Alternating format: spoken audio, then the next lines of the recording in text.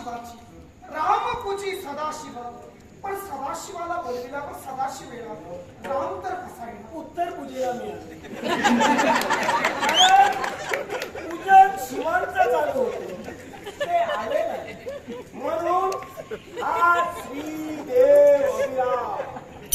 साक्षात दर्शन देण्यासाठी याला पायदळ अभिराम आमच्या राज्यात येऊन गेला हो बरेच दिवस इकडे आमचे बंधुराज कंदर्प हो यांनी आपली पूजा केली हिनं आता उत्तर पूजा केली तुम्ही आता नेमकं काय ठरवणार पायदळ की महाप्रसाद मुसळधार पाऊस झाला की नद्या तुडुंब वाहतील तेव्हा विसर्जन होईल सत्य अभिराम म्हणून तुम्ही राम आहात म्हणून सांगता आहे आहात? सातवा एक बाप हो तुम्ही राम आहात आज बाप आणि एक आई झुरते आपल्या पोरासाठी आमचा पोर कुणी गेला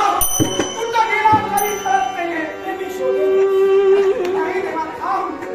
देवा थांब शोधेन म्हणून शोधायला नको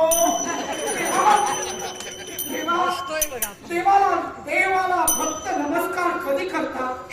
चमत्कार दाखविल्यानंतर तू माझ्या मुलाला शोधून काढशील मी मान्य शंभर करेन पण तत्पूर्वी म्हणे त्या रामानं एका शिळेला पाय लावला आणि त्या शिळेची बाई झाली म्हणजे अहिल्या झाली तेव्हा इथं दगड मोठमोठे आहेत तू एकाला तरी पाय लाव आणि त्यातून एक स्त्री तरी मला दिसू दे म्हणजे तू राम आहेस माझा या रामाच्या पदस्पर्शाने अहिल्याचा उद्धार झाला हो आणि माझ्या नावानं माझ्या स्पर्शानं राम नावाची शिळा मी उचलतात भस्म झाली हे कुठल्या आमच्या तुम्हाला कदाचित माहित नाही.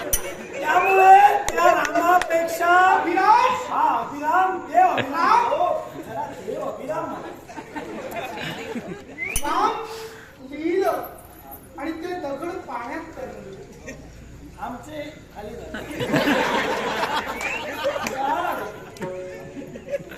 म्हणजे तुम्ही देव नाही ते सिद्ध कसं काय अभिराम अरे पाण्यावर तरंगणारे बरेच जण आहे पण पाण्याच्या सखोल खाली कारण या विश्वात याचं कारण शिवशंकरांचं मूळ कुणाला मिळालं नाही माझी सवय आणि सागराचं मूळ कळलं नाही तुम्ही कुठे मुळात पण तो दगड जाणार आहे ना माझी मी लागली मला एकच म्हणायचंय लक्षात ठेव लांडग्या कोल्यांसमोर जाणारे बरेच जण आहे पण मी जो आलोय तो एका वाघासमोर आलोय गेलो तर गेलो